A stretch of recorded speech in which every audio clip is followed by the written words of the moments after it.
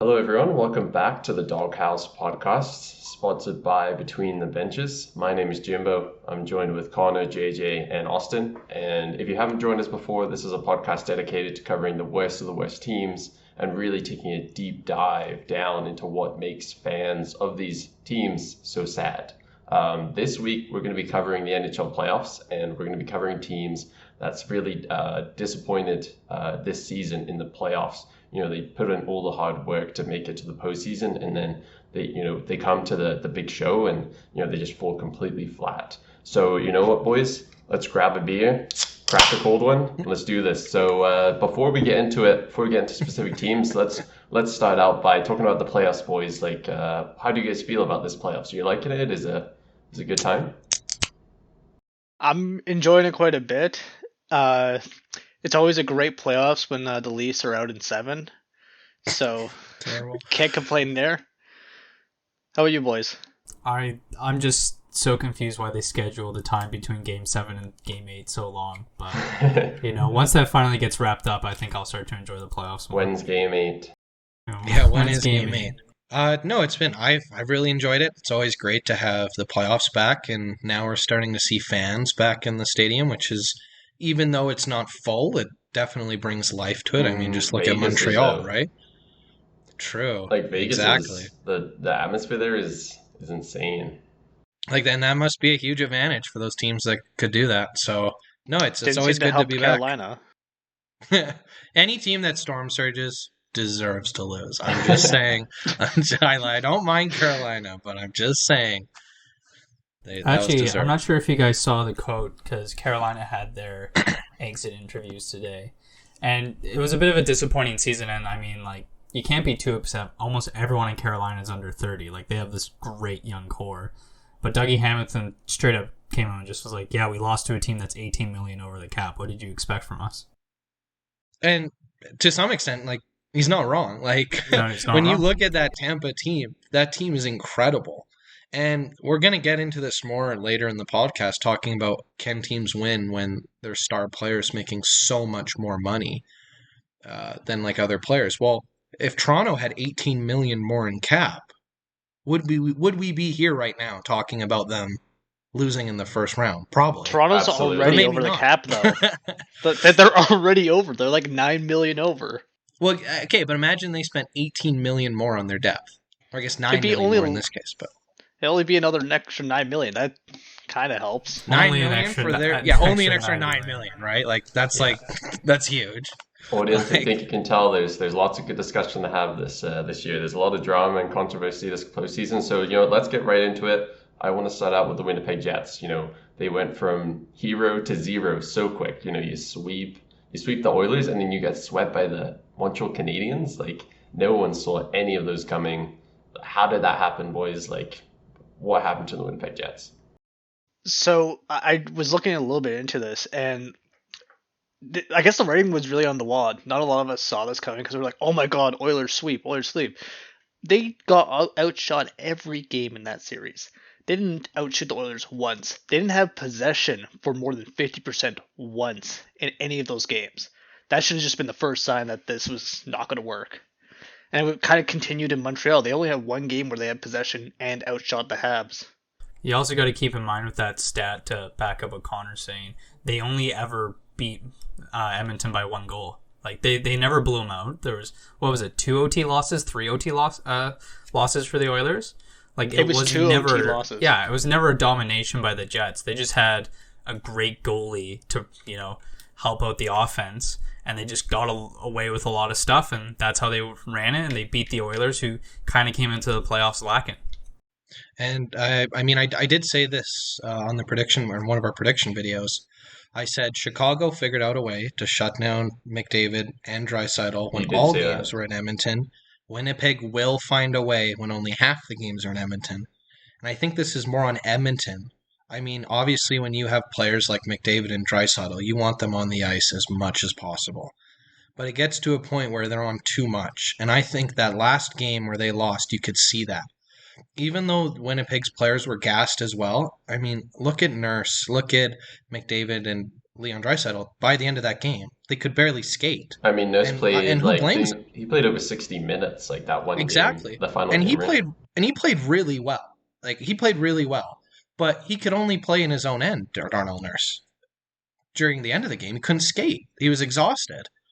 Where Winnipeg was actually shuffling lines. So I think that played a huge factor in Winnipeg actually beating the beating the Oilers. Where with Montreal, you're not stopping a McDavid and Draisaitl, you're just trying to stop their whole team. And Winnipeg just couldn't do that. To be fair, though, like, the whole, we figured out a way to stop McDavid, it was just kind of, take advantage of him. Do you guys know how many penalties McDavid drew in that entire series? 0. Do you know how many penalties he's drawn in his last 3 series? 0, I'm guessing? Yeah, 0. That's ridiculous. Yeah, last Chicago, not a single penalty called against a play against McDavid. So if the whole strategy of stop McDavid is just take 30 infractions against him that will never be called, at what point does the NHL step in? They'll be called in the regular season. Who cares? That's the thing that happens every year, though. That's always playoff hockey. You're going to hear my Canucks argument now about when Boston beat them. It's the same thing. That it always happens in playoffs. I'm not saying it makes the game better, because I don't think it does. I agree with letting them play a little bit. But when it gets to the point where a fourth liner is so valuable now because they can just do whatever they want and not get a call, and the first line players are playing with all these injuries all the time anyway, that's not hockey, in my opinion. So I do think that is ruining the game. They do need to make calls in the playoffs. We finally have a player that's as interesting to watch as Wayne Gretzky. And every time you try to sell the sport to new fans, you're like, you got to watch the Oilers. We got a new guy like Gretzky. Unless it's the playoffs, then some fourth liner like Andrew Lowry or Kopp are going to just hook him and nothing will happen. Like, I think it's definitely killing the sport a bit, but at the same time, Sidney Crosby found a way to get around it, and there's no excuses for Edmonton in this, ending. So there is no excuses, but I was just going to say, going back to like Winnipeg and what made the differences in their series, I think goaltending plays a big part in both cases. Both their goalies and their goaltending, or who they had to face against.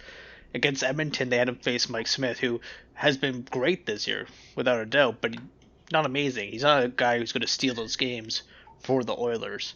While Hellebuck had like a .937 save percentage, .940 or something like that in that series.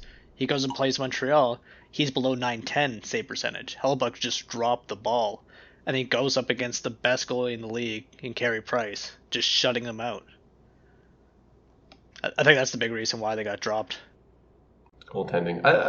Mike Smith I still thought he was pretty good, for Edmonton, but damn right. But I think losing Scheifele might have hurt as well, Connor. So on the Hellebuck side of things, so what do you think making drop off like that, against Montreal? I mean, you look at the roster, you compare the forward roster on Edmonton versus forward on Canadians, you're going to pick Edmonton every time, right? For skill wise, at least in the top line. I think this just shows how reliant the Jets are on Scheifele. I mean, they brought in Pierre-Luc Dubois to help out on the second line as a center, and eventually, hopefully for them, one day be a first-line center. Well, in that last game, there was times where he was playing fourth line right wing, third line on a wing. So he's clearly not the guy that they thought he was, at least not yet, and that killed them, and that showed when Scheifele went out. They didn't look like winning. Even when they came back and made it close in that last game, there never really was a moment where you're like, these Jets look dangerous. It's almost, they lost almost everything when Scheifele was taken out, which just shows how strong a good center is. Also how much you need a goal scorer. If they could get a guy like Patrick Laine, maybe they could have scored some more goals. But I guess getting a fourth line center for him is pretty good. Sorry, I mean, I guess that's one thing, but think about this too. Edmonton has one line. You can shut down McDavid and Draisaitl on one line, and that's it. You just need one defensive pair and one forward line to do that. When Montreal just rolls 4 lines, they can play anyone. How do you match up against that when you have a rookie pair defenseman as your third pair? You can't. They're just not going to stand There's it. no one you shut down on Montreal. Oh no, watch out for Joel Edmondson on the blue line. Cole Caulfield. And Tyler also, Toffoli, speaking of Scheifele, I think not only losing Scheifele hurt, but Scheifele just killing a guy on an empty net, I think fired up the Montreal Canadiens. Yeah, that's a good point. That could have been absolutely. a really big motivating factor. So let's segue that in right into that then. So, what do you guys think of suspension, like 4 games? Like, I mean, obviously it was going to be suspension, at least my point of view. Like, I know there's a lot of people that don't even think it should be a suspendable play, but 4 games for me seem like a lot. And especially for, a series-defining moment, right? Like, potentially, so... I think it's a fair suspension in that, obviously they give bigger suspensions for guys who are repeat offenders, but they kind of look at the timing, guy just scored an empty net and you flatten him. It's pretty bad. And I honestly think Scheifele could have gotten reduced, but when you come out to the media and you're just totally non-apologetic about it, and you're blaming the NHL, like, yeah, you're going to get the 4 suspension, and then if he ever gets suspended again, they're going to bring the hammer down on you. Like, I think he should give his head a shake. The decision was made, though. Like, that didn't change anything. Like, no, absolutely. Yeah, but you can repeal it as suspension, though. Like, every time Tom Wilson gets one. For Kadri. Kadri doesn't. You got to do it like Tom Wilson. Watch every time Tom Wilson gets a suspension, he always gets it repealed, like a couple of games. Because he goes to the media and he's all sorry about it, and he talks to the NHL, you made the right decision and I won't do it again, even though he's going to do it again. You got to be apologetic about it and feel bad about what you did. But, like, Scheifele going out to the media and being like, oh, boo-hoo, the NHL shut me down instead of Montreal. It's just a terrible look. Philippe Deneau, but... it is a... it is a terrible thing. Go ahead, Connor. Sorry, bud. Sorry, go ahead. Yeah, my internet's real bad on my end. But, yeah, no. I think, actually, I would have preferred a series ban, like... The entire series, 6 games, would have been my ideal one. Even though he isn't a repeat offender, if you watch that game, he was getting really angry, really chippy, really frustrated throughout the game. The writing was on the wall that something bad was coming to happen. And if you watch that play over and over and over again, he stopped skating to line up a hit. He could, even then, he could have made a stick with play to stop a goal and then maybe go the other way. No, he just wanted to injure. That's bad. Like, that, there's just no excuse. This is a prime example of the NHL having come down. I'm going to take a different approach. I think the NHL messes up suspensions so much that with Kadri and Scheifele, they were like, this almost has to be a makeup call from the league. I do think both of those plays were suspensions. I just want to make sure that's clear. But I think 4 games was a little long. If you look at Ryan Reeves last year, who murdered Nick Schmaltz in the pre-playoff games, who never returned, never played a single playoff game, didn't even get a penalty, didn't even get a fine, didn't get anything. What does he do when they play the Canucks? Murders Tyler Mott. Exact same play, exact same hit, totally avoidable. And there was no punishment until the second one. And it wasn't even that bad. He returned pretty quickly. I don't remember exactly how many games it was, but I think the NHL's missed too many this year with Wilson and had to make a statement during the playoffs. I would have given probably 2 to 3 games. Wouldn't have made big of a difference for Scheifele at the end, but that's just my opinion. I think the NHL misses too many calls, and then when something happens, and sometimes they just overreact and give too many games. Fair enough. I mean, they did also miss a Reeves one, too. They gave Reeves 1 game for a pretty blatant injury in the very first series against the Wild.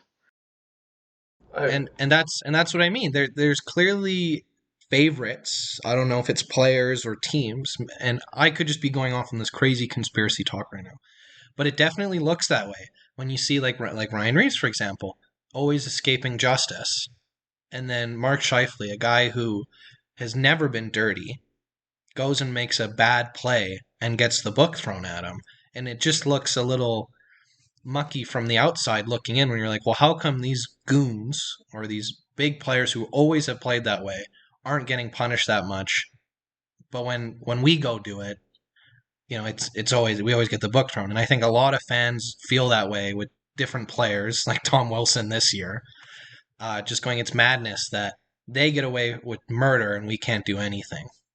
And I still feel like that, like, even with Scheifele out, they still have the firepower to win at least 1 or 2 games against Montreal Canadiens. So, like, what happened to the offense? Like, what is it about that offensive structure that they need Scheifele in? Like, it's two seasons in a row that Scheifele's been out of a series, and they just haven't performed. But like, I mean, Kyler Collins pretty good. Like he had like 7, 8 points, I think, in the postseason.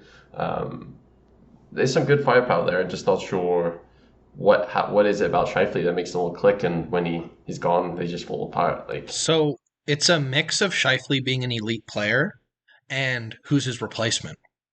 Where, like, when you look at, let's just use the Flames, for example. If Monahan gets hurt, you can always put Lindholm at center, who's still really good. Or you can bring up Backlund, who's not as good as Monahan. I know I threw a lot of shade at him in the Flames video, but still a decent center. Where with the Jets, as I was saying earlier, where Pierre-Luc Dubois is playing on the fourth, third line, can't play center. Who's the next center? It's Adam Lowry, who is a really good third-line center, but he's not a first-line center.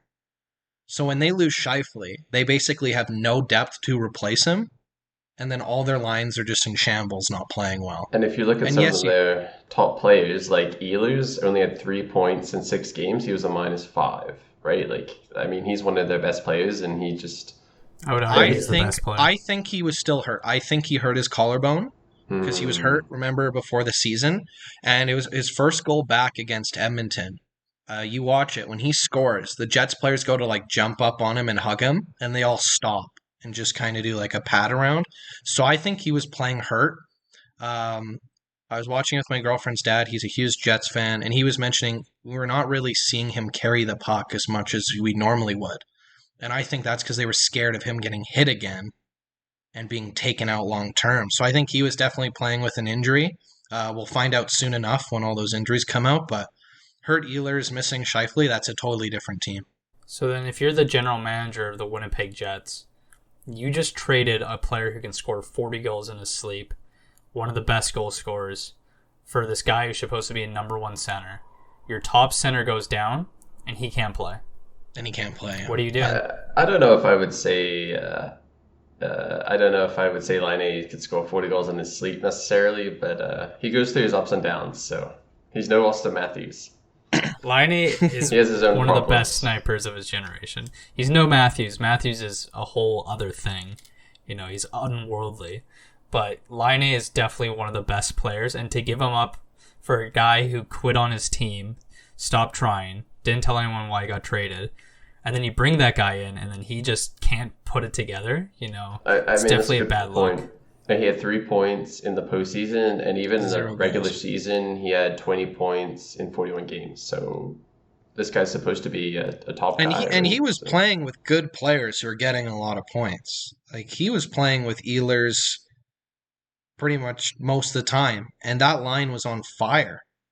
But he's not there. I mean, when you watch Pierre-Luc Dubois play, you don't see that passion. You almost see that quitting like he did in Columbus. And I'm hoping everything's okay with him, and hopefully he can bounce back. But it's just hard to watch when you see a guy who they traded, Laine, who's incredible, and he looks like he doesn't even want to be there. I'm like, where do you want to be? Like, do you want to play anywhere? Man, I think this comes down to a bigger issue with like a locker room thing. Like, think about how much like Scheifele and other players in the Winnipeg Jets locker room just openly said things in disregard to their coach, right? And then Scheifele goes down, the captain, Blake Wheeler, should step up to drive his team, drive his forwards and everything. Nothing. He had 1 point, I think, the entire playoffs. It was brutal. I think there's a big locker room and issue there in Winnipeg. Winnipeg's one of those teams where like I would love to see what's going on behind the scenes because no one really pays attention to them. But if you ever watch their interviews, they say the wackest things. And I'm like, how do they get away with saying this? Like, no one watches them. Like, their GM just, like, straight up came out and said, like, yeah, we traded Laine because we're a big analytics team, and no matter what line you put on him, he's analytically terrible. Which was totally not true. He was a huge analytical darling in Winnipeg. And, like, the players just come out and, like, insult the coach openly. And I just can't believe it every time I watch Winnipeg talk. Do you think there's definitely a deepest issue. Returns next season, like, after winning one playoff series? I'd say likely, but... I think they're pretty loyal to their guys. Blake Wheeler had 5 points, by the way. I just double-checked on that. I think they're loyal. I mean, if you just look at the Jets organization, when they get a player that they like or a coach or anything, they stick with them. I know we're talking about Laine, but you could always feel that there was some tension there between the club and the player. But like, look at Scheifele, look at Wheeler, look at their coach. He's been there how long? Like forever. And I think they could easily go, oh, it was a COVID year. Scheifele got suspended. He shouldn't have been suspended that long. And they'll probably do the same thing next year. Hopefully make a signing. I know Stastny's done.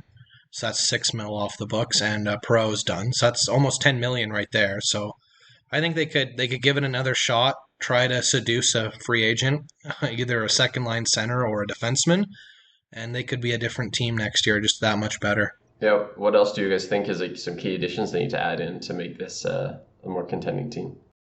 Rasmus Ristolainen. Oh yeah, honestly, we yes. have video on that one, don't we? Honestly, they could, and it would work because they need that defenseman. He doesn't want to be there. His trade value might not be as high as it once was in Buffalo, just because the clock's running out. Honestly, like at this point, Buffalo's just the Costco tray, where it's just take what you want, and you'd be a fool to not take that free sample. Grab a defenseman. Grab a forward. The issue with Winnipeg is, would they make a trade with Risto not knowing that he's going to re-sign there?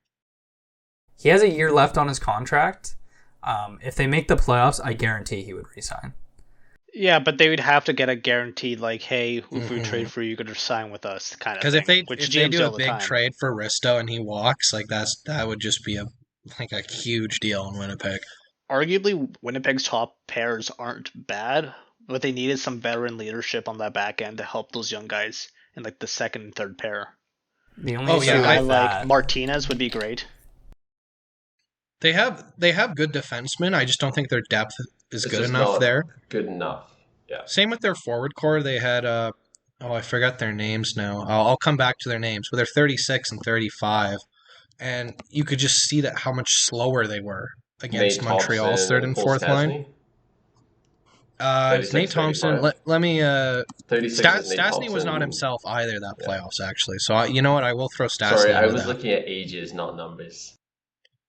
The only issue with bringing in some veterans is Trevor Lewis. Sorry, what veteran wants to retire in Winnipeg?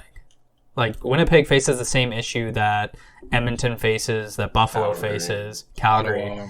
It's cold, it's miserable, it's a smaller city, and so everyone who goes to Winnipeg loves it. Like they say nothing but great things about playing in Winnipeg. They love the organization, the staff are the greatest. They always say, but no one wants to sign there.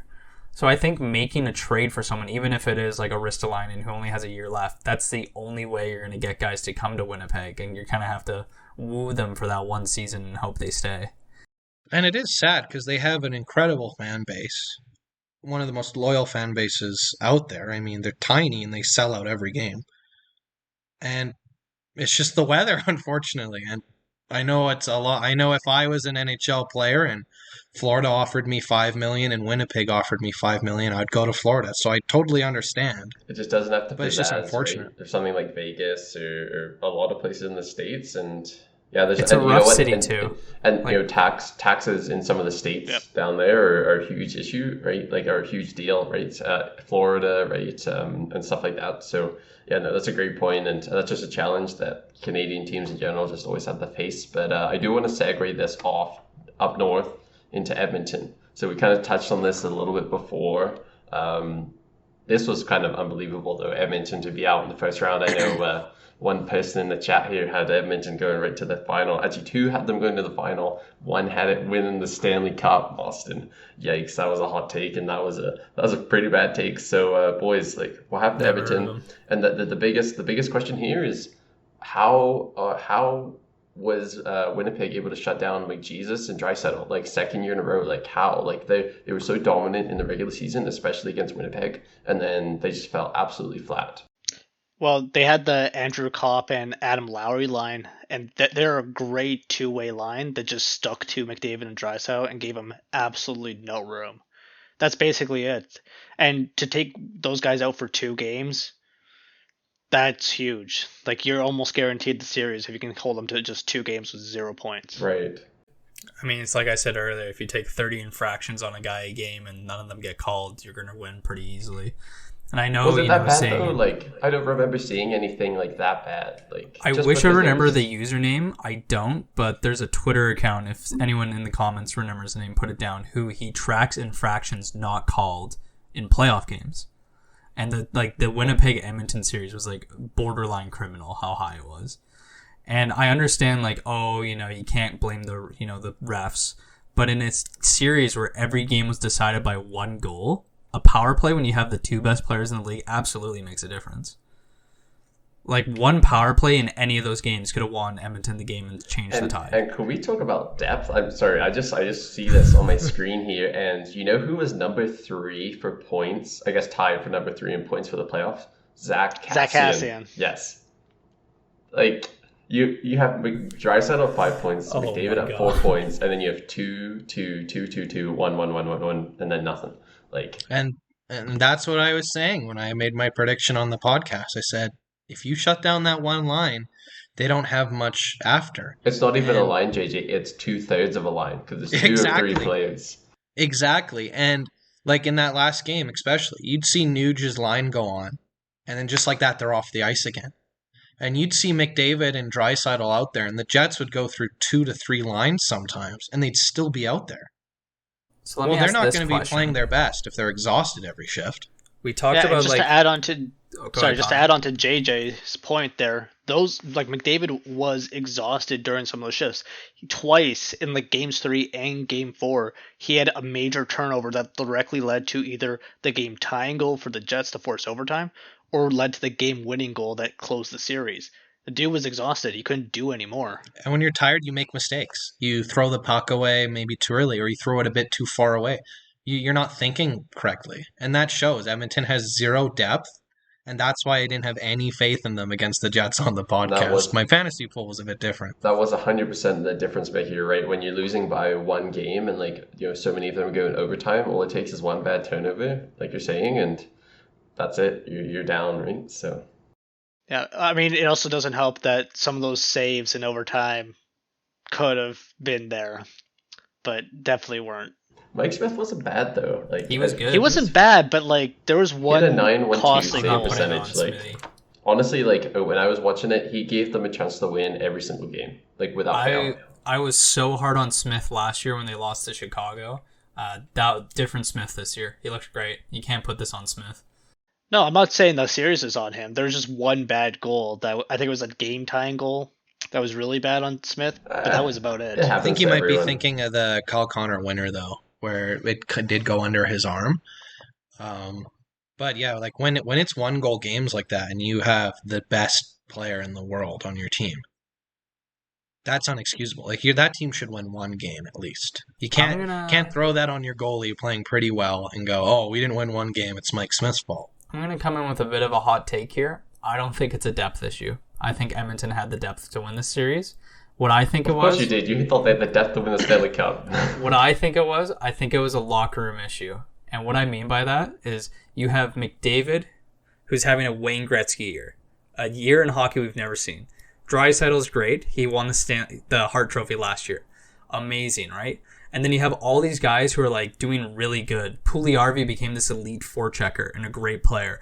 Yamamoto's blossoming, right? So you have all these guys who are having this great season, and the trade deadline comes, and the general manager comes in and goes, no, this team isn't good enough to win. I'm not going to make any moves. I'm sorry, Austin, but 25 points in 55 games for Puljujärvi is not an elite season. He's an elite forechecker. No, you watch that man play, he's an elite forechecker. He might not put up the numbers. Smile, I'll give you that. But he figured out how to make his game work in North America, which I to counter your point there, though, like what didn't McDavid have like 12 points in his last 5 games or something like that? His production went up in the last 10 games.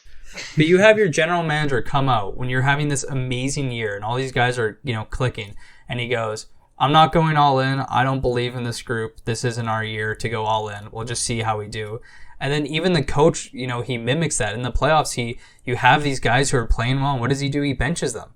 He's like, we're just going to ride McDavid, and we're going to ride Draisaitl. I mean, and if Ethan Bear makes one mistake, he's going to sit for 3 overtimes. To be fair, what do you expect from this team? Killed them. They didn't have the cap to make like any big moves. Like, what would you have done? Like, they didn't have any space. Like, they had $0. James Neal at all costs. If Tampa Bay can be $18 million over the cap, you can. When there's a will, there's a way. You can figure out a way. You have the draft the picks, Vegas technique. The prospects. There is no cap. Wasn't Tampa though? Isn't that kind of a did they kind of use what's his name, Kucherov's injury, and they kind of extended it right to playoffs. LTIR, so, yeah. So I don't think that's not really something. There's always a way you can do. I remember last year Vegas, they would have a guy traded 50% cap retain to San Jose, and then San Jose would trade it to Vegas with cap retain. So they're only paying the guy like $700K who has like a $5 million salary. It costs them a lot of picks, but look at where Vegas is now. You know, it takes a lot to be a contender, especially when you're at the cap.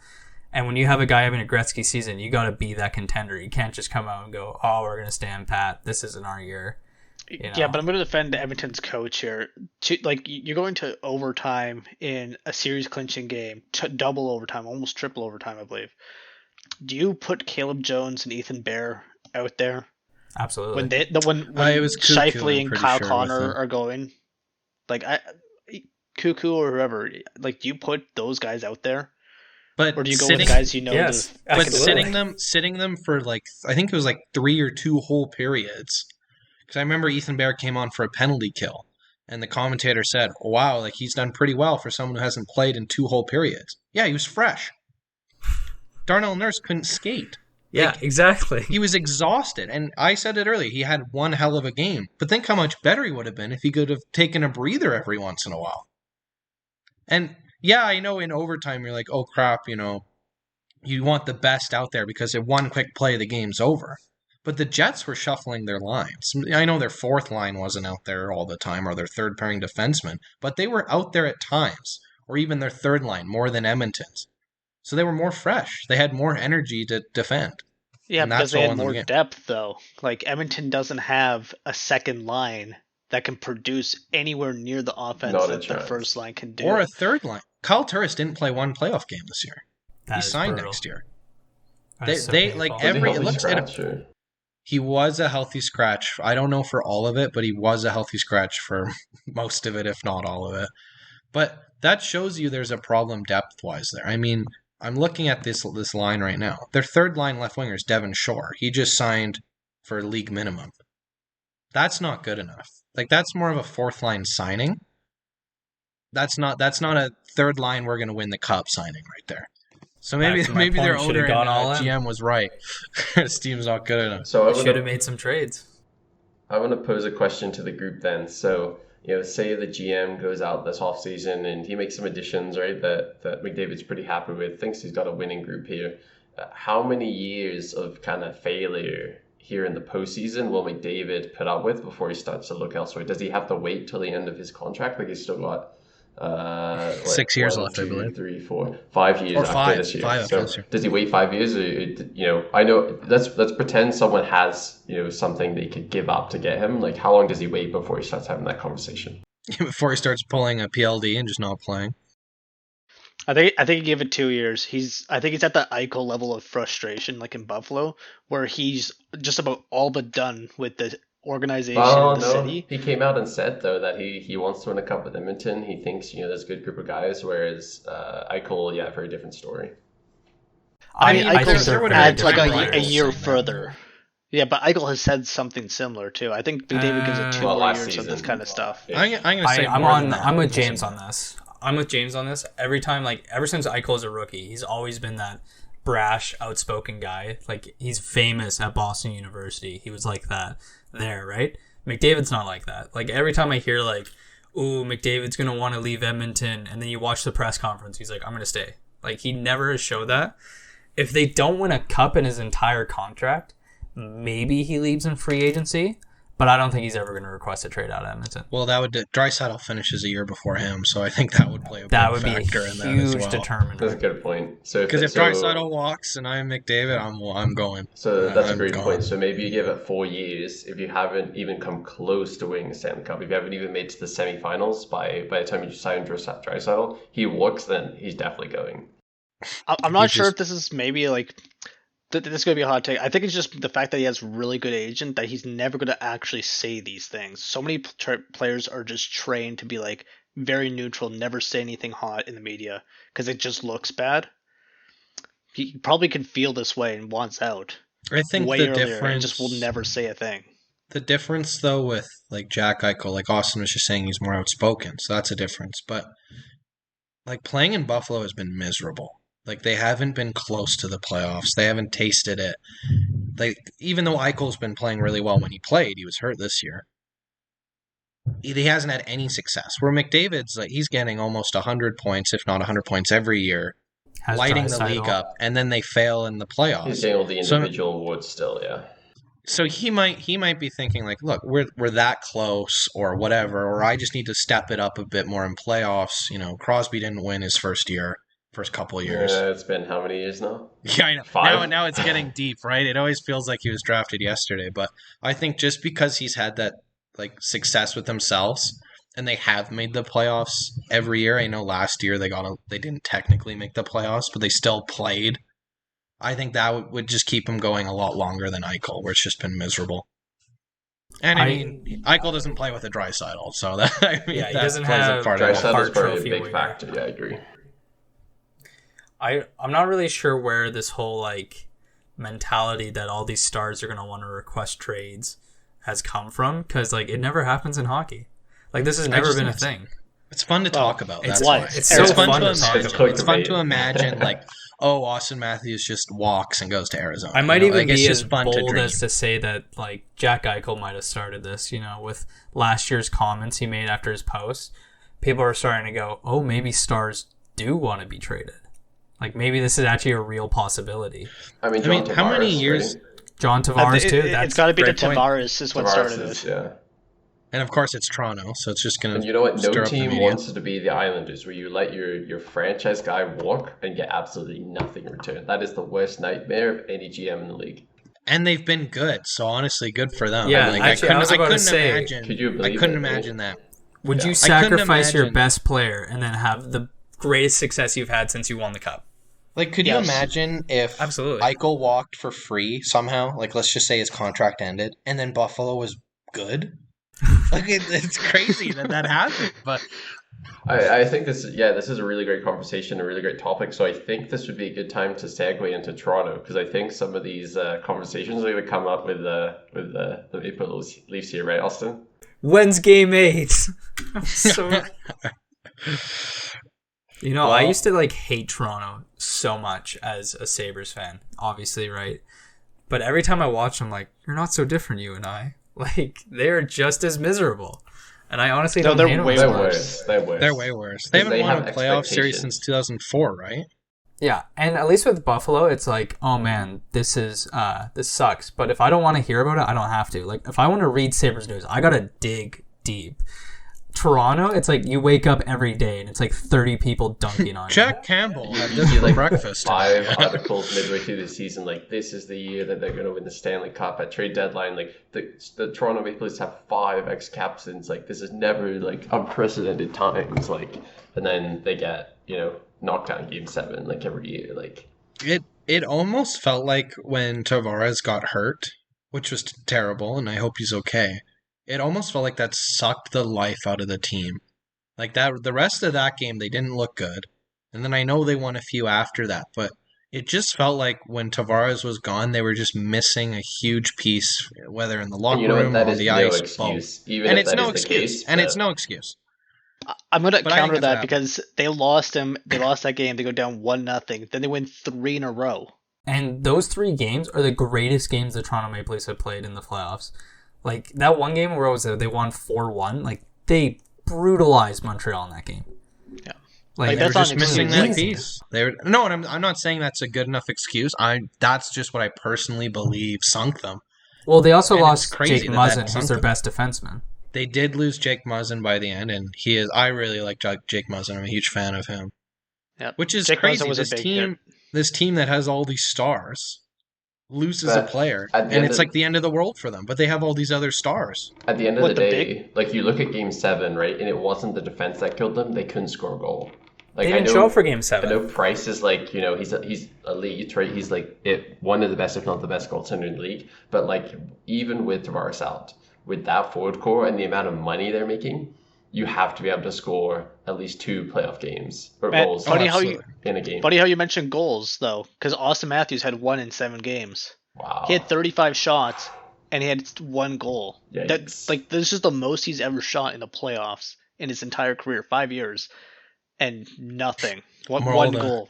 Moral of the That's story: brutal. spend 10 mil on a goalie. Oh yeah, The wait, greatest Florida. goal scorer to ever grace hockey, Hey, Bob as Toronto would he call got some it. wins, okay? When you make more than 9 million, you're no longer a type player. You're not a sniper, you're not a playmaker. You are the guy. You do everything. There's no excuse when you make that much money. Like, as much like we're dunking on Edmonton, McDavid is the guy. He will score, he will assist, he will try his best on defense. He earns every penny. And no one would argue you're right. Like that, like, you know, I know when he signed, there was a lot of controversy. He's always taking up this much percent of the cap, but there's not a chance in hell any team would think twice about not signing that type of money. Yeah. But Toronto Maple Leafs, that contract could be 14, 15 million. Oh, yeah. And teams would still be like, that is 100% worth it because he brings it. He shows up. But like Matthews, 1 goal in 7 games, and then Marner 4 points in 7 games. I'm not as hard on Matthews because he went from like, this guy's going to be really good elite center to this guy might be generational. Like, his shot is insane, and he had a rough playoffs, but he is the future of the Maple Leafs. What is Marner's place on this team? Arizona Coyotes. Like, you're paying 11.6 for Marner. 10. For 10 point something, yeah. Like, a lot more than 10.9. Yeah, 10.9 million for a winger. Who's not the guy. Not a generational winger. He was top 5 in points. That's great. He's not a game changer though. He's a perimeter guy. And so I still don't understand why they don't play him with Tavares. I know in the playoffs Tavares got hurt, wouldn't have made a difference. But when you look at the stats, Tavares and Marner were at their best, like best for the team when they were together. That line was on fire. And Matthews, you put him with Nylander and whoever else, and he's still going to be elite. And he always is. So it always blows my mind that they put Marner with Matthews, and then Tavares doesn't have that another elite guy with him when Matthews makes it work with anyone. And Tavares can do that, but I just thought the Toronto team was so much better when you had that Matthews and Nylander, someone else, usually Hyman, who, let's see if he comes back. Probably not. And then the second line was Marner's Tavares. Who can stop that on a second line? Basically no one. I mean, Marner played all this year, and I believe last year with Matthews as the center, not Tavares, and those were both career highs for points per game. His best was with But look at Tavares. Look at how many points Tavares had. It definitely was a drop. And I was saying, like, the best for the team was putting him with Tavares. Maybe he has a few less points, but Tavares has a whole lot more. And then you have 2 stellar lines instead of one incredibly good line, which was shut down against Montreal, and then the second line looking a lot weaker. But, I mean, this is 2 playoffs in a row, though, where Matthews has been basically completely killed. Like, he's the generational guy who's the guy in Toronto, and he's gotten, in his last 12 playoff games, I believe it is, he has 3 goals. And it's got to be the pressure. Let me bring this up too. I'll just show you. I just kind of demonstrate how much the coach likes Mitch Marner. He has the highest average time on ice in the playoffs of any forward. Even more than Matthews. You know, like 24-43 for Mitch Marner and 23-53 for Matthews. Must be because he blocked that shot that one time at the end of the game. And if he made less than Jack Eichel, that'd be an impressive number. But, you know, when you get paid, $10.9 million to play on the wing, I will never understand that deal. I don't want to be, like, too hard on him, but, you know, you grew up a Toronto fan. This is literally your dream, to win a cup with Toronto, and you take the most amount of money. You're making more than anyone in the league off endorsements. He's on a Toronto commercial every other day.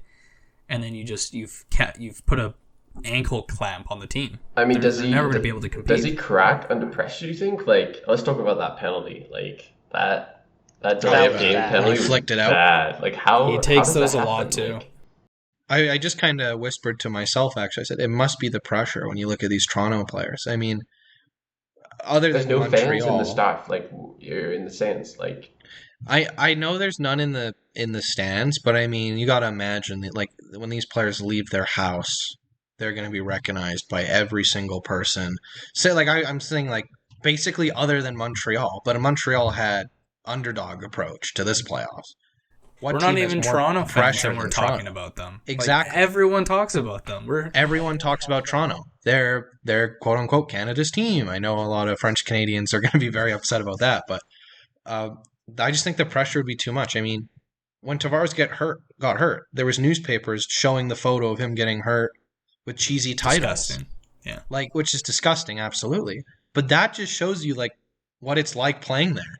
That's every day. We probably don't even hear about all, like, those terrible, like, gossip magazines or radio shows that we don't get over here that they get in Toronto. It probably makes it 1,000 times worse. I couldn't imagine playing in Toronto with that much pressure. And which is crazy because they haven't been lights out. They almost need to take that Montreal approach, the fans, where they're like, you know what, we have a really good team, but we have no track record of being good. Like, well, I mean, you can't really make that argument this year because they were leagues ahead of every other Canadian team, but arguably worst division in hockey. I saw multiple posts, and that's what I mean. Multiple posts of people getting tattoos of Stanley Cup champions, and that's stupid. I never understand when people do that, but that's what I mean.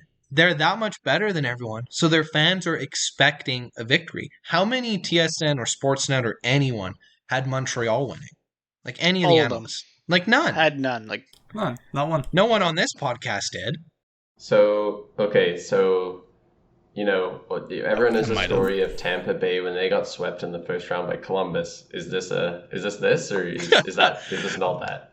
Man, every damn year I go, you know what? I underestimated Toronto last year. This is the year. And this year, it backfired so hard. So I'm going to say, absolutely no way. And then they'll do it. So absolutely no way. I always say, like, do it. A team has to break through the hump one day. But when is that going to happen for Toronto? Like, when we're talking about Edmonton and Winnipeg, we're like, oh, they need to change this, like a player or a coach or a manager. When they got knocked out in Game 7 in 2013, they blew up their front office. They brought in Brendan Shanahan. They brought in everyone else with the Shannon plan. The Shannon plan. They lose a bunch. They get Austin Matthews. They make the playoffs against Washington. They get their ass kicked because they're a young team. That's okay. They get rid of their GM. They bring in Dubas. They make it. They lose again with Babcock. They fire Babcock. They lose again in Columbus. They get rid of all their bottom six, bring in all these guys, and they lose. Like, what is there left to change? To be fair, like, you look at the age of their core elite franchise, players, and they're young enough that they can just keep doing exactly what they did. Keep the guys and just, like, get rid of some bottom guys and just replace them every year. And they got another 4 or 5 years before they have to worry about anything. And the good news for them is Boston is finally starting to get too old. I mean, they keep every year. It looks like it doesn't matter, but it will catch up eventually. But yeah, this year was, like, as I was saying earlier, the pressure. Like, every other year was always Boston. Boston will always beat them somehow in some round, usually Game 7. And that would be really annoying and frustrating. But that's a really good team. And Boston is built for the playoffs. This year was finally the one where it's like, oh, Montreal in 5. We got this. No worry. And I bet you that pressure got to them. Because it's like, look, Montreal played where they had nothing to lose. There's clips of them practicing before Game 7, and they're talking to each other going, anything can happen. Like, they're all saying to each other, anything can happen. Like, they didn't think they were going to win. But they had nothing to lose, so they tried their hardest. Where I bet you when Marner flicked that puck out of bounds, he had a lot going through his head before and after he flicked that puck. Yeah, well, I think Montreal had also a change of game plan. It was score quick, score early, then shut the trap down and make sure any shot that comes towards Carey Price is something easy. And they did the same thing against the Jets, too. And when you have Carey Price, like Montreal scored, like, just going back to the Jets series, Montreal scored 3 times in the first period, like in 3 different games. And then the one game they didn't, they scored early in the second period. They made sure they got out to a lead and just shut down the game. They did the same thing to Toronto. And we will see how well this holds on when they face a real American team, which I don't think it will last that long, but we'll see. I also think what hurt Toronto was they fell into the media trap. Like, they had a pretty good bottom 6 last year with Andreas Johnsson and Kapanen, fast, skilled, good analytical players. And what was all the media saying? Oh, this team's not tough enough. They don't have grit. So I think Kyle Dubas fell to the trap because he went and he got all these old experienced guys, gritty guys, Foligno, Thorne, Simmons, big grits. Thorne's 41, like, I still don't understand. And they all sucked. Like, they were all terrible. Exactly, James. It just seems like it was, like, they just did it for fun. Like, I know they say it to do with the leadership and stuff like that, but, like... Leadership doesn't score goals. That, it's like, that doesn't make sense to me. I know it was, like, cheap and, like... But, like... I don't know. The issue with Toronto. The good news is they all expire, so they also just got all this grit, but they're also just that's it. They can't skate, they can't play offense, they can't do defense. They just hit a guy in a corner. Now that I think about it, now that you sign, probably the issue probably is too. You sign this 41-year-old, well past his prime, like 15 years ago, 10 years ago, Joe Thornton. You have to play him. Like, you can't not play him. You're gonna healthy scratch him. Like, so you're potentially taking up a roster spot for someone, a younger guy that could have much more impact than 41-year-old Thornton. Nick Robertson, who was the first guy to be 18 in the playoffs, if you guys never heard that stat once. And I mean, I think this goes back to, we haven't really jumped into it too much. We kind of did a little bit with Edmonton, Toronto, but those stars making like stupidest amount of money, where that might be why Toronto has to go out and sign these old guys, because they're on league minimum, Spezza and Jumbo Joe. And I know they should probably have a prospect in there or a younger guy who wants to prove himself playing there. But it's too easy when you have this, like, they're always from Ontario, but they always find this player who's incredible, and they always wanted to see him in a Toronto Maple Leafs jersey, and they're the best team in Canada this year. So they're like, oh, it's cheap, fills depth, and it's a dream come true, and we're going to win the Stanley Cup and be the best team with all these legends who have never won or won a long time ago. And it just didn't work. And we'll see them do it again. They'll probably re-sign Spezza and maybe Jumbo Joe. How many points did Spezza have this year? Can you take a guess? Couldn't tell you, honestly. No clue. Like 10? I don't know. Jason Spezza had 30 points this year. Oh, wow. You know what? You put some respect on Spezza. I'm going to put some respect on that name. He was the only good old guy. Spezza did have a good playoffs, too. He had, 5 points in 7 games? Spezza was elite. We're totally off the mark on this one. But Simmons Jumbo and Joe, Thornton how many had points one. did Jumbo Joe have? Jumbo Joe is horrible. Jumbo Joe is garbage. So he can. Okay, one works out really, really well. So I'll give that. Spezza did really well, and then one doesn't. They just balance out to basically nothing. Here was the thing, one. Right, yeah. That's how Thornton, Simmons, Foligno, and Bogosian all had 1 point. There you go. Okay, well, Zach Bogosian is too busy being a playoff god and a Stanley Cup winner. So you don't say sign about Zach Bogosian to Bogosian. get 50 points a night.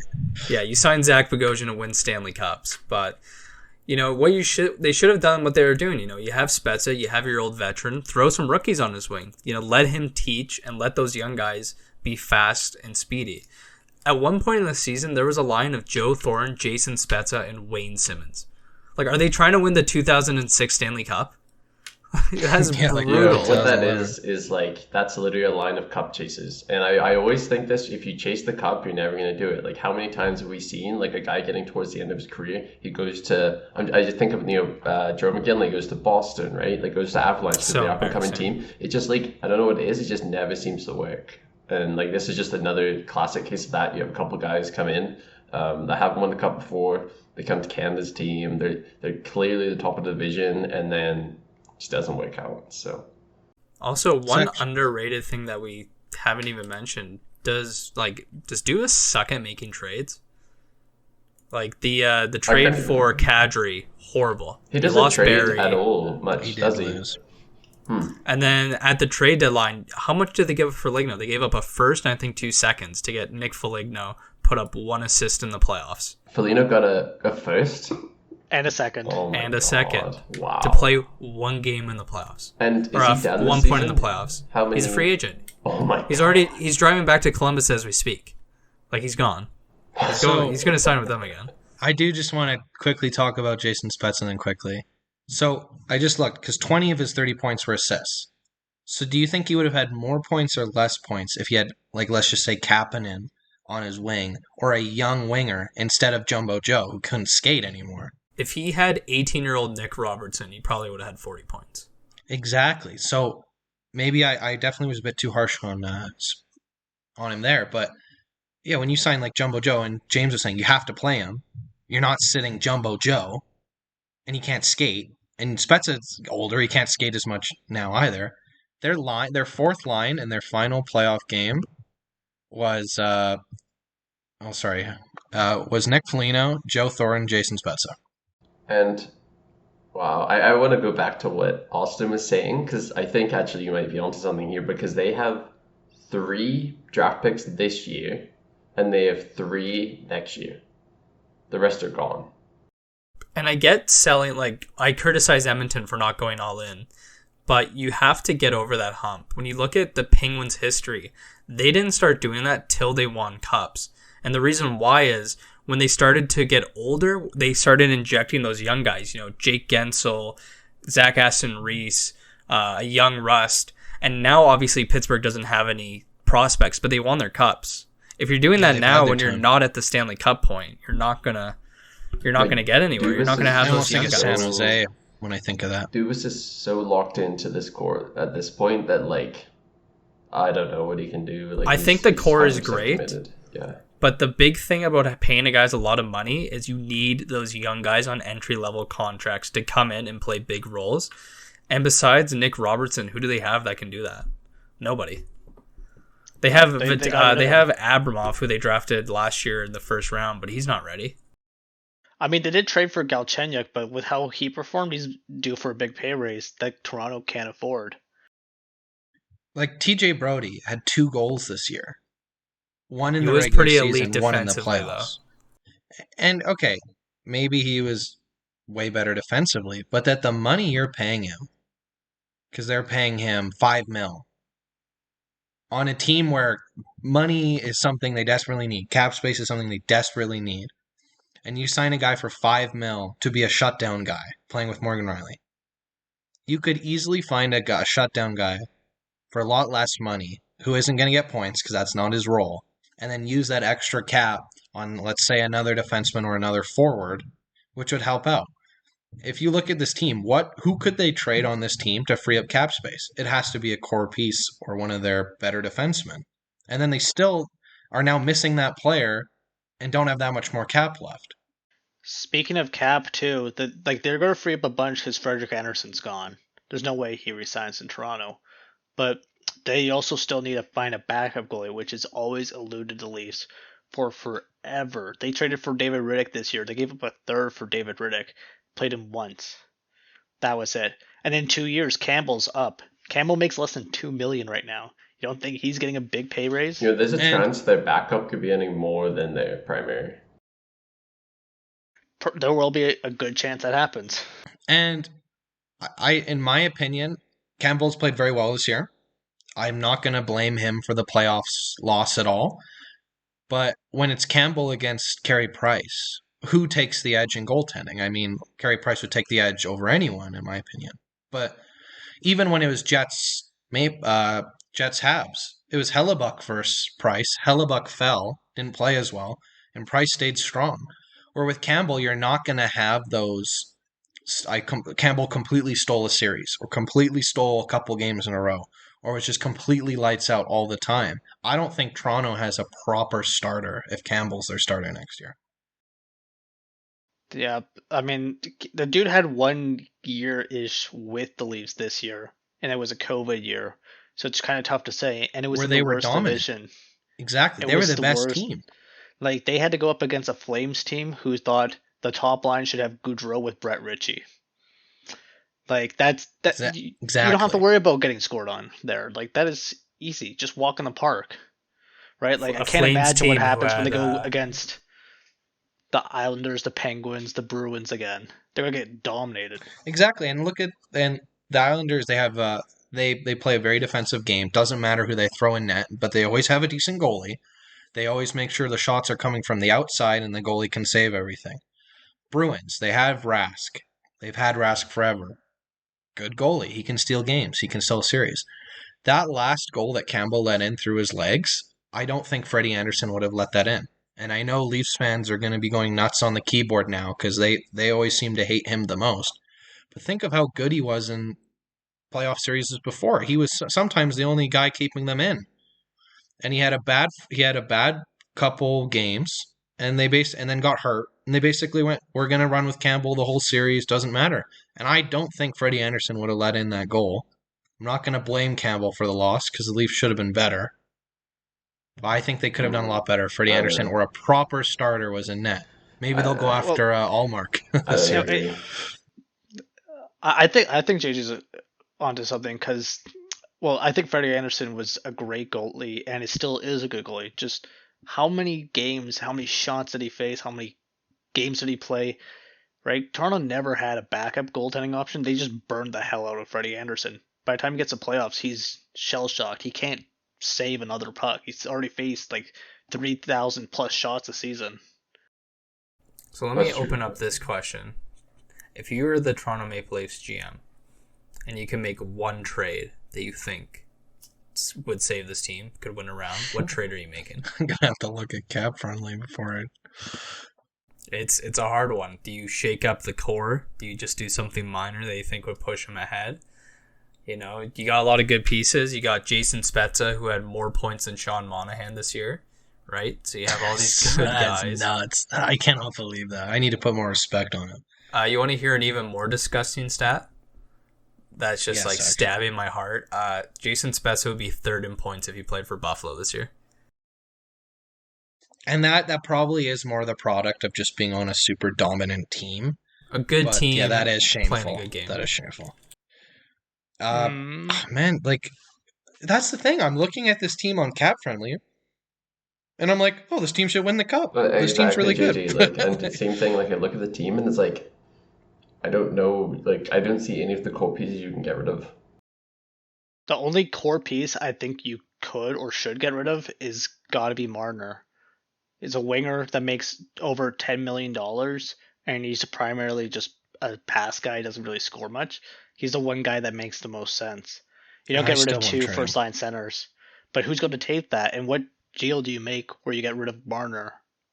That's the question I'm asking you. You're the GM of Toronto. You tell me. Oh, man. Dubas is in a hard spot. Yeah, because everyone expiring this year is... They either won't be re-signed or not signed for as much, except Zach Hyman, at least on the forward core. Their entire bottom six I don't know if they have enough money to re-sign Zach Hyman. He is really good. He's been really great. And he's probably going to want a payday now because he's always been not making that much compared to the big boys. And if you go to him, right, and you say, hey, Zach, you know, we need you to take a team-friendly deal here to help me out, you know, help Dubas out. Well, why would he do that when no one else has done that? Like, why would he? Exactly. Why should he do that when, like, Matthews, Tavares, Marner, like, none of Zach them? Hyman already took a team-friendly deal. He's worked his ass off his whole career. It's about damn time he gets paid. Yeah, and why is he gonna be like, oh, I'll take like 3 or 4 mil at Toronto when this other team's offering me 5 mil and thinks I'm like elite? Well, Toronto offered him 5 mil and he said no. I think he's only at 6. That came out as fake news. That was not true. It came out that they haven't offered him anything yet. I was about to say I don't know if he would have turned that down. That is a lot of money. Apparently, that's where the market value is 5.5 to 6 for him right now. But he hasn't. That is actually crazy. He is really good, but I just think that might be a bit. Keep in mind, can't afford that though. He was on pace for 30 goals this year. I'm gonna bring out the ye old look who he plays with argument. That is a good point. I'm gonna bring out the look who he plays with argument. I mean, because most of the time he plays with Matthews, so he's basically with Marner and Matthews every game. You know who Zach Hyman reminds me a lot about, and I think a team's gonna really regret signing him? Kyle Okposo. Kyle Okposo was a near identical player to Zach Hyman in his prime. Hard. So you think some team's going to be like... They're going to do the Buffalo. They're going to throw 5.6 for 7 years. And it's just that wear and tear on the body's too much. I think Hyman's a more skilled player than Okposo, but it's scary. Thinking now, like, and I think maybe we're looking at this the wrong way. We don't need to bring in anyone skilled. I think it's pretty clear. They don't need to bring in a skilled guy. You know, maybe you can get rid of one of the mediocre skilled guys, but I think I'm just looking at the players and like, I think you really need to bring in like some emotional guy, like someone who can really rally the team. Like I mean, I'm thinking of playoff legend Sam Bennett style, like rally the team. Like has Matthews ever like rallied the team like Sam Bennett? Has Marner ever rallied the team like Sam Bennett? I guarantee they've Sam never Bennett's done anything close to what that guy's. The day we don't talk about Sam Bennett on the podcast is the day this podcast ends. Like, can you tell we either love him or hate him? This is the longest time we've gone without Sam Bennett in the podcast. And I know that's what they tried to do with Wayne Simmons, but like maybe you need a young guy. Like I think he's a bit too old for that. Like the issue with Wayne Simmons was he literally went, "I'm going to be the big tough guy." Got in a fight, hit his body, and then he went, "Oh crap, I'm hurt. I can't do this." Well, I mean that kind of ties in what we were talking about earlier with them signing all these old players. For a lot of them, one, their body just can't do it anymore. So that's not on them. That's just father time. That happens with everyone. The second is they don't need to prove that they need to be there. They know at the end of the year, I'll either get a contract or I'll retire and I'm happy. I can go live the rest of my life. Where when you have these young guys who are fighting for a roster spot, every game, every minute, every second of ice could be their last. And I think the Canadians really proved that.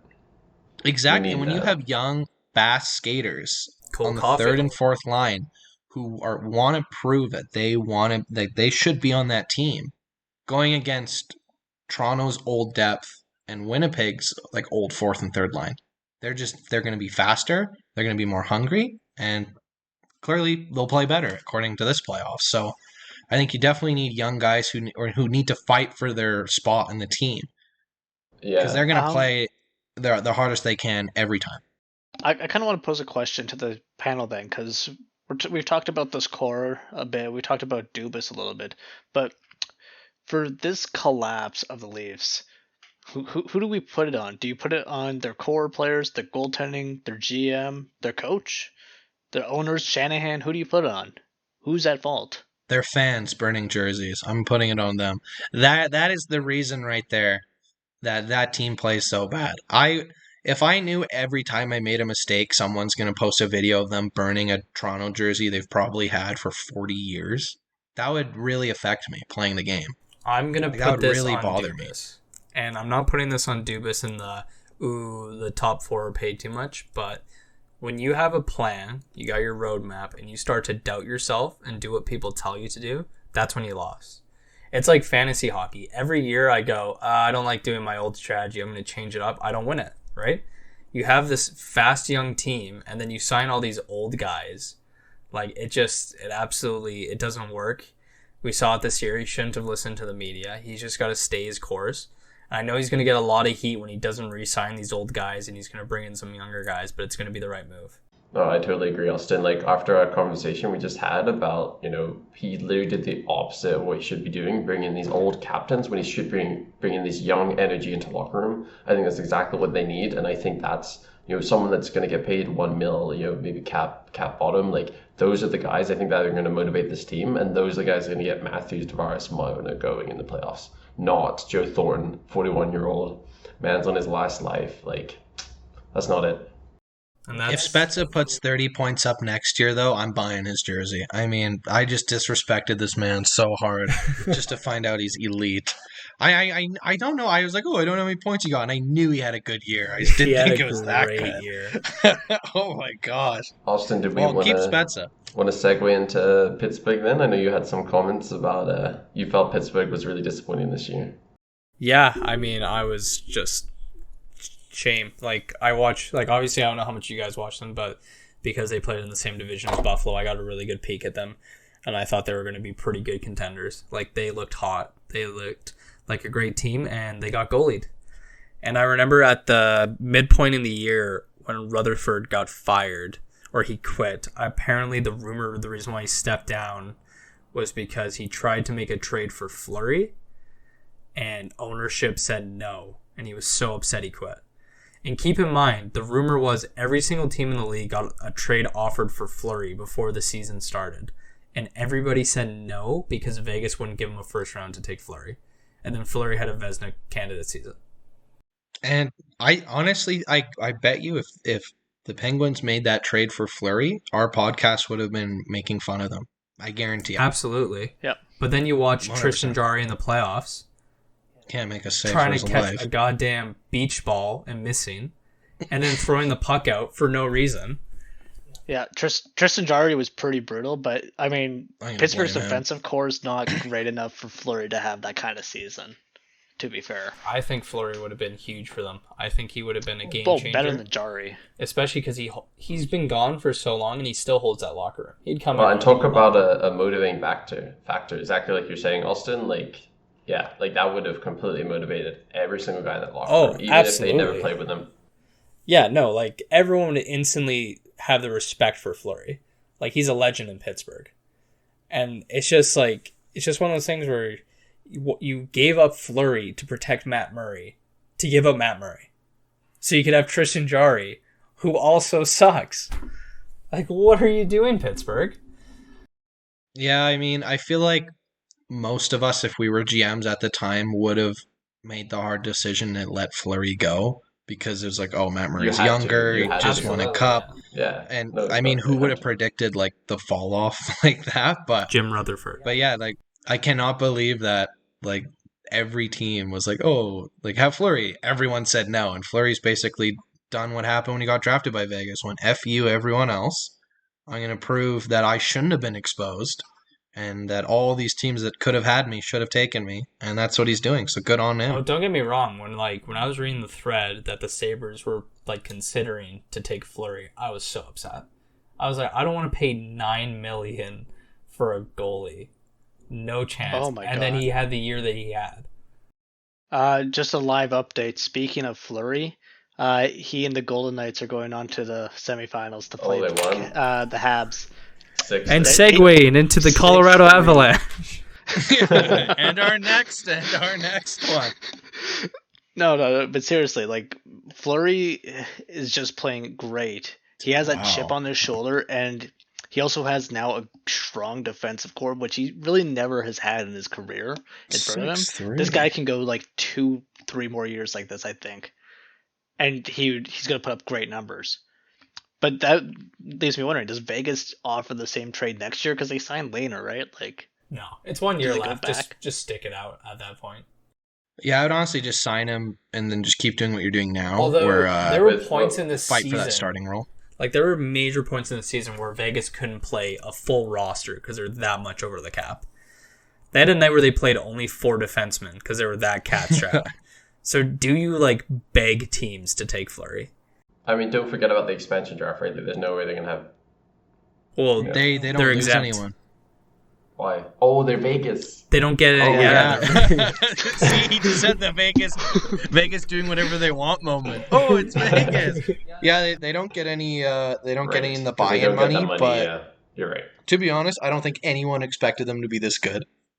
So I think that's why they were. But yeah, I mean, I was just quickly looking over who got points in the game tonight, and their team is so good. It's like everyone has 2 or 1 points, and they scored 6 goals. Vegas also hit the jackpot in money-wise in that they were good out the gate, so the city fell in love with them. They're corny as hell, so the city loves them. And the number one thing that was going to threaten Vegas is when this city gets an NFL team, if the NFL team's good and the Vegas Golden Knights aren't, everyone will forget about hockey. And the Oakland Raiders came to Vegas, so there was no fears there. Like, I think Vegas has become one of the most profitable cities for hockey. Like, oh, for sure. Yeah. But I'd like to see when they lose, though. To Pittsburgh, do you think this is just the goaltending issue, or do you think there's the core is done? I think they're getting close. I think their window's closed. Malkin just got knee surgery, so he's not going to be the same next year. Crosby's up there in age. Letang's up there in age. And injuries. Who else do they have after that? Kapanen? Kapanen's not a guy you're going to build around. Well, Gensel. Gensel's one of their better players. Gensel's amazing. Rust is amazing. But they're not going to be what Crosby, Malkin, Letang were to the team. See, I think this will be a team that like just squeaks in or keeps making the playoffs the next couple of years because they have Crosby and Malkin. But I don't think they will have the same threat level that they've had. I know when we did our predictions, I went, hey, anything can happen with Sidney Crosby. And that's so the they thing. will always have that with me. Yeah, Mary Lemieux, the owner, he will not let this team go down when Crosby's on it. So if he's not going to let this team go down, do you think Pittsburgh tries their absolute hardest to move some cap so they can bring in a goalie? They signed Tristan Jarry for a long time. Let's say they might not have an option. Tristan Jarry only has 2 more years. It's only 2 more years. Yeah, I wouldn't say a long time. Yeah, that's not too bad.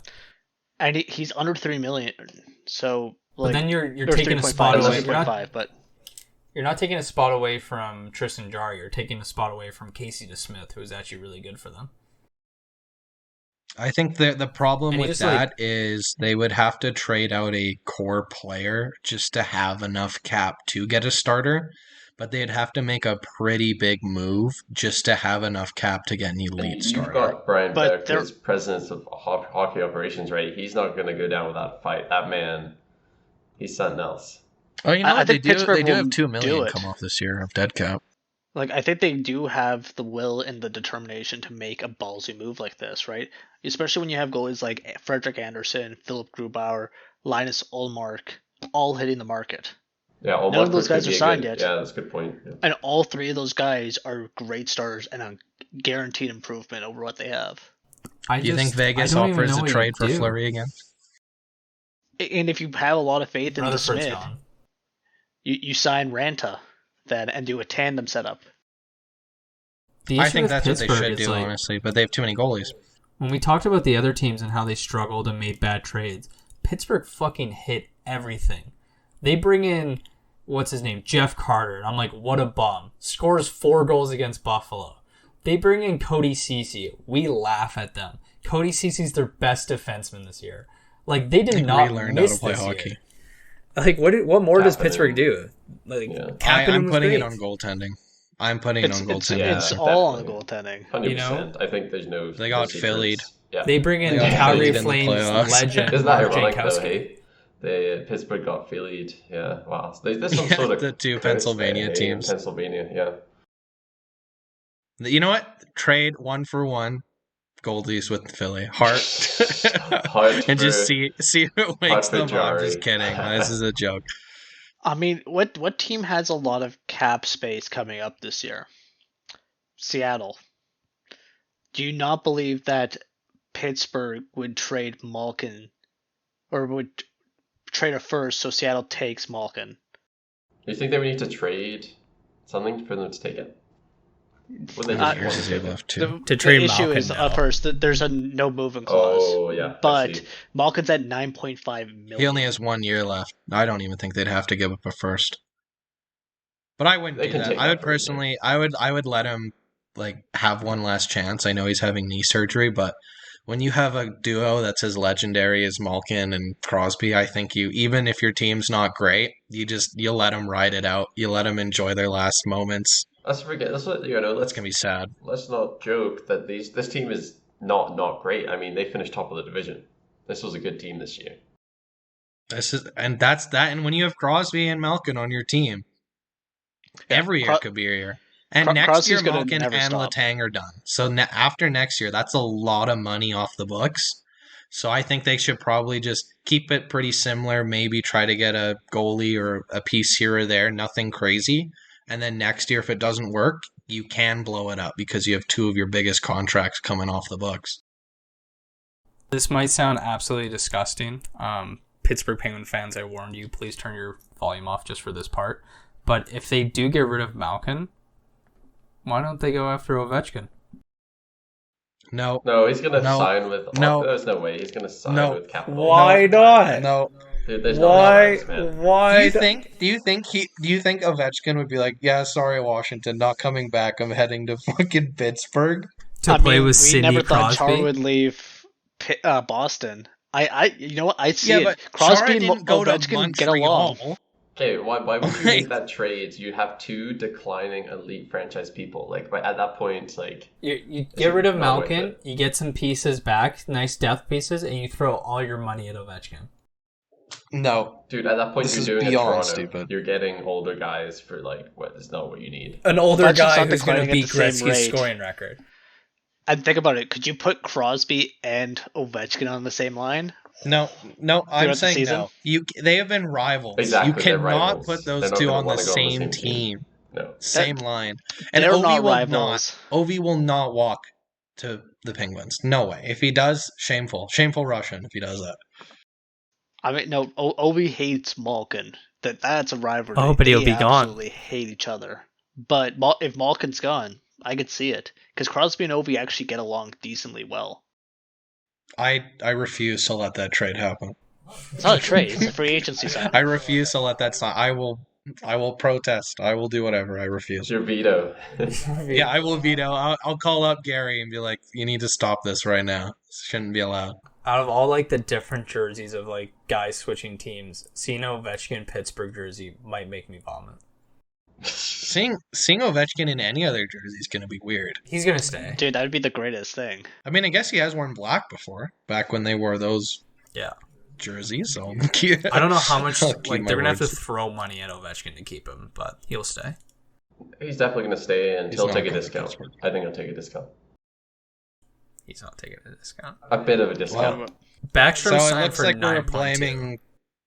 Looks like we're blaming this series on goaltending as well. Oh, 100%. Like, there's not even a question. Like, it's I think what's going to hurt the Penguins a lot though is Cody Ceci's making less than $2 million, and with the season he put up, Penguins can't re-sign him.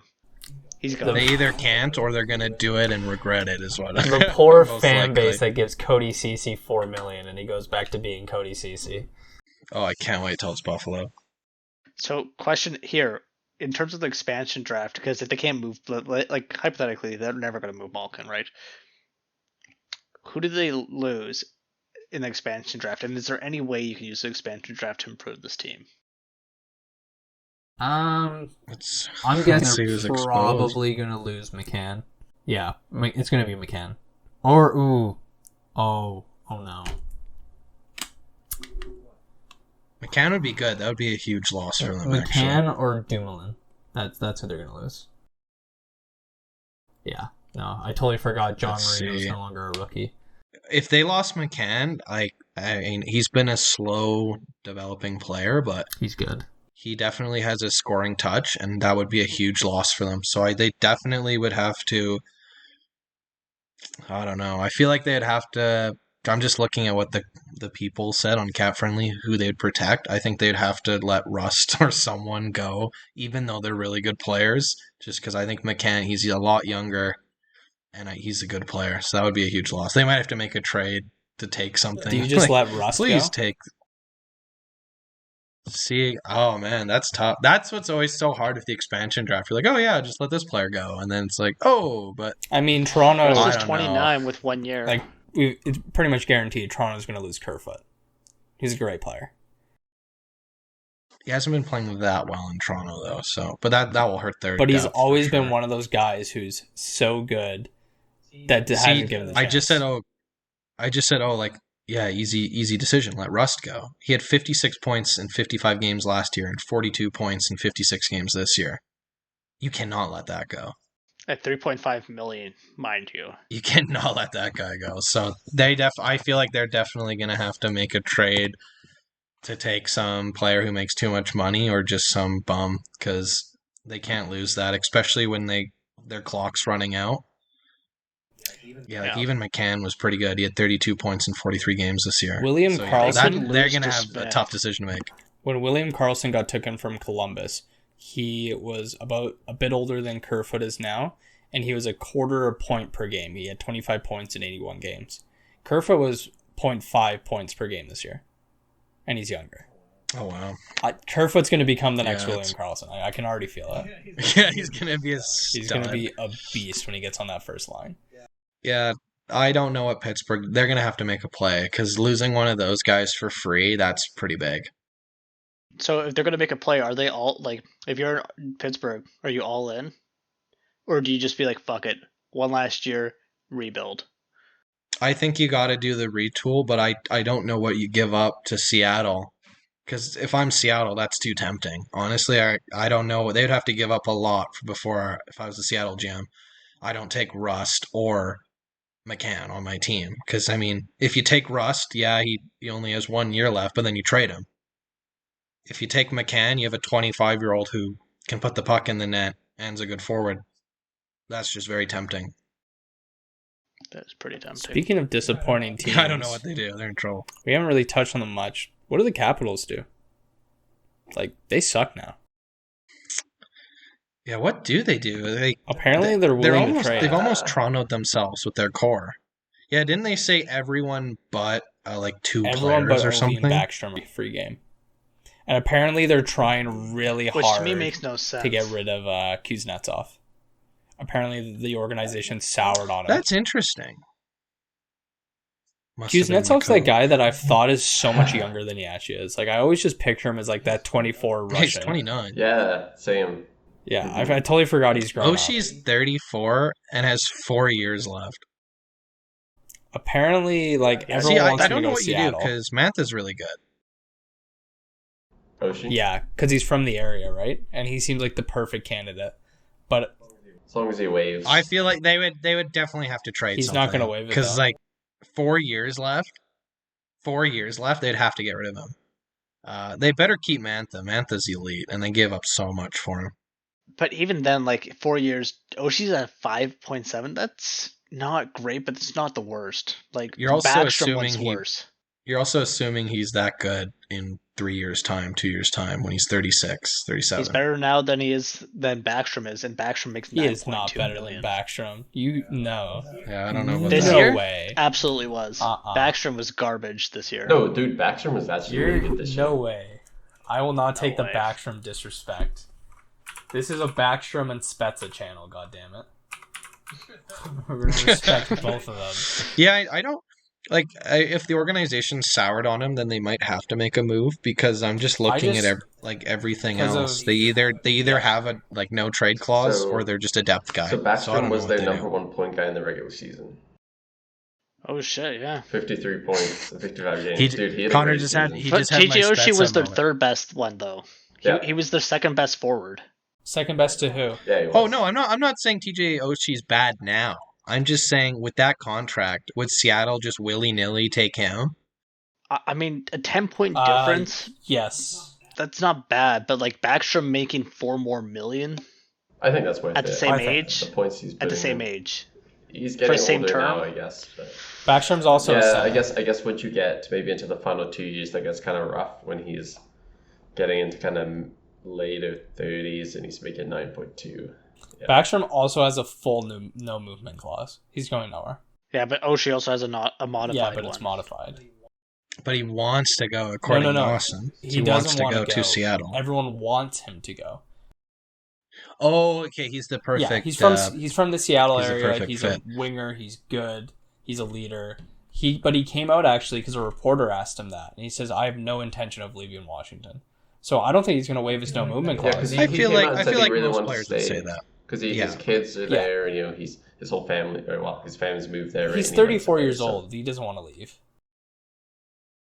I feel like most players would say the same thing though, unless they knew it was going to be them.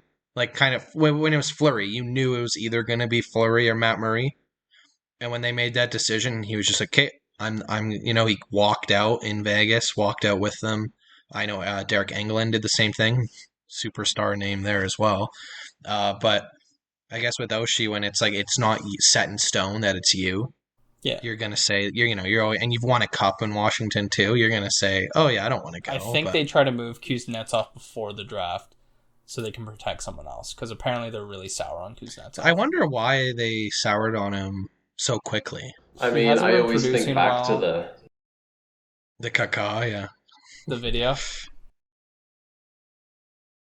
So there was I'm not sure if you guys saw, but there was a video came out of him after the playoffs with a bunch of illegal substances on the table. And I might have said what it was earlier.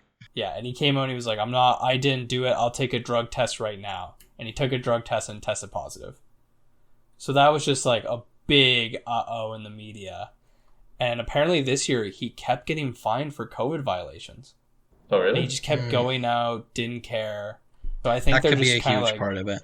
And when I think of production. that, yeah, and his production slowed down. And when I like James and I said, we always see Kuznetsov as that eternally young guy, but the organization sees him what he is. He's a 29-year-old who's still in his party phase, and they don't want to deal with that anymore. Yeah, but wasn't That's Ovi totally fair, but I also think very it's heavy into his... maybe a little difficult. The only issue is Kuznetsov only cares about playing in the playoffs. He has a modified no-trade clause, and the only teams who are willing to go for him will be playoff teams. And you know what? Rebuilding teams. Jason Spezza had one more point than he did this year. The trade is I'm one buying for the one. Spezza jersey. I disrespected this man so bad, and he had one more goal as well. So he really did fall off this year. Spezza did play 10 more games ish, but I mean, still, when you're getting paid that much money compared to Jason Spezza at the end of his career, that is shameful. Like, I don't even know what team would make a move for Kuznetsov. Yeah, it is so weird, like, because Washington was always this team that was, like, good, you know, almost like kind of Colorado now, but not as good, but where we were like, oh, they might win, but when? When are they going to have that year? It almost seems like since they've had that year, they've just cashed out. They haven't done anything, dude. They don't care anymore. Yeah. Like, I remember, I think we've brought this up on every podcast, but in the pool, when they were in the bubble last year, they didn't care. They were just there partying. Yeah, party rocking. They could have, they were still in there. They still could have made a push and won another one, but... Do you think they trade Tom Wilson after all the bad press? No. That's going to be I hard. I don't think so, because Tom Wilson's amazing. And he does provide a lot to he provides... At his age and his cap, why would they move him? Mm-hmm. This organization has shown they do care about a lot about reputation, right? Like we literally just talked about Kuznetsov getting traded for off-ice stuff. Yeah, but that's a different thing. I could see Tom. That is different. It is different. I'm gonna say it's almost like a Ryan Kessler type player, like not as skillful, but like when that player's on your team, or Brad Marchand, when that player's on your team, you love that player. When they're not on your team, you hate that player. So, like, basically all of us are like, oh, Tom Wilson, this dirty player who does all these bad plays. Where I bet Washington fans love him. Oh, dude. I would absolutely love him. And I bet you if he was on one of my teams, I know, I'm terrible. If he was on the Coyotes, I would like him. You know, I'm not a big, dirty player. I like when it's more skilled, but having a guy like that on your team, you always like them when they're on your team. Oh, what I would give to see Buffalo trade for Tom Wilson. It'd make my day. I'd be so happy. Exactly. And so I don't think Washington would trade a guy like that. And who would bring energy? We just talked about Toronto. Who would, when Tavares or Matthews doesn't motivate the team? Dude, Tom Wilson, 100%. Do you think Tom Wilson? The 30 other dudes that they have on this team. Besides, Tom Wilson also has a modified no movement clause, too. So if you wanted to trade him anyways... He's got all the power and control there. If there's any team that needs skill, it's Washington. They are literally the big hulking team. Man. Tom Which is Wilson, so funny when you look at that roster. Tom Wilson literally is their team. Like, Ovechkin short too, but like all these John Carlson who. Okay, but like Tom Wilson. Who's Ovechkin? Never heard of him. Who's who? Never heard. Obi. Never heard of him. Some bum. Yeah, who's this Ovechkin guy? He plays for the Pittsburgh Penguins next Probably season. can't score a goal. Okay, guys, to wrap it up with a final couple topics here, we got the big question on the line here. What do you guys think? Who's going to win the Stanley Cup? There's 4 teams left. So after tonight, of course, Vegas beat Avalanche. So we have Vegas, obviously the Canadians, Tampa Bay, and New York Islanders. So who's it going to be, and why? JJ. I think the final will be Vegas, Tampa Bay, if the seeding allows that to happen, because don't they play like first plays last now, something goofy? But anyway, I think that'll be the final, or if not, one of those two teams. But I think Tampa will just squeeze out against Vegas with just being a little bit better than them and win. But I think it'll be a good series. I just don't want Vegas to win. They're too young. I know Tampa just won, but I just can't let Vegas win yet. My heart's not ready. So I'm going to say Tampa. Austin? JJ, you don't have to worry about your young heart with Vegas because the Montreal Canadiens are going to bring the cup home. We have said 2 rounds every round we go, okay, these guys suck. Yeah. And then they win. I did say that. Every round, these guys are I not said a the playoff Jets. team. I was like, oh, the Jets are gonna sweep Montreal. This isn't even close. Whoops. Like, Corey Perry is going to lift the Stanley Cup and pass it to Shea Weber in a Montreal jersey. And it's going to feel so weird and so Canada will wrong. have its first cup in our lifetime. And it's going to be beautiful. I think they can beat Vegas. We've seen Vegas struggle with defensive teams. Minnesota, last year, they lost to a defensive team in Dallas. Like, that's their weak point. You know, Colorado isn't that defensive team. They're that high-octane team, and Vegas can play that. So I think Montreal's going to beat them. And at that point, Montreal's on such a high, and Carey Price is in such a good form. I think they're going to take whoever it is, whether it be Tampa or the Islanders. If it's the Islanders, don't even bother watching. It's going to be a slugfest. But if it's Tampa Bay, I think they can beat them. An Islanders Montreal final. Well, yeah, it's gonna be Montreal versus Vegas. Montreal versus Vegas, yeah, and then Tampa and versus Islanders. Yeah. So Connor, who you got? I kind of wish I went before because I was thinking the exact same thing. I like just there's no like no matter what, I do not want Vegas Golden Knights to go to a Stanley Cup final again. And I just think it'd be great if Montreal, the team with an $11 million goalie, went to the final and beat the $18 million over Tampa Bay Lightning in 5. I didn't even mention the cap. That would definitely help Tampa win. Like, everything against Montreal, and I hope they win. Like, that would just be nuts. The drive for 25 is sure alive, baby. Jimbo, who you got? So yeah, like this is actually a really difficult one. And interestingly enough, 3 of the 4 teams in the final 4 are the same as last year. So just dominance, second 2 years in a row. But I'm gonna go and do something interesting, and I'm gonna say New York Islanders. I think as yeah. The disrespect for Vegas. And actually. you know what? Like, if you watch how they play in their home building, like it's actually insane. Like I don't know, there's so much energy that they're able to get from that, and I think obviously Tampa is going to be a really difficult matchup, but as long as their goaltending stays solid, which it has been, like that was probably the biggest question mark for this team, as well as maybe some of the offense. But I think New York Islanders win Stanley Cup, and then John Tavares just cries in his Toronto bed sheets and just has a really bad time about it. So the New York Saints are going to win a Stanley Cup. My God. Can you imagine Toronto media if that happens? Like, they're going to execute their own player. I can already see the articles. Why this COVID year cup doesn't really count. Yeah. Toronto Sun. So speaking of Toronto, Austin, I hear there's a documentary out that they've been. Yeah, I just kind of want to know if you guys are going to watch it or not. On Amazon Prime, it's going to be called All or Nothing: Toronto Maple Leafs. And basically they follow the Leafs for the entire season with like hidden cameras, remote controlled cameras, hidden microphones, all these crazy stuff just to basically, highlight their cup run.